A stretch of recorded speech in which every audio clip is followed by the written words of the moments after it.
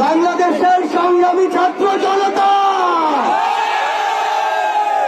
সেই শাহবাগের মঞ্চ থেকে আমাদের লড়াইয়ের চূড়ান্ত ধাপ শুরু হয়েছিল।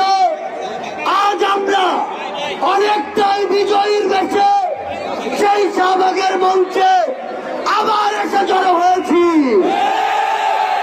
সেই স্বৈরাচারী সরকার পুলিশ দিয়ে আমাদের ব্যারিকেড দিয়েছিল, সেই স্বৈরাচারী সরকার কোথায়? সেই পুলিশ কোথায়?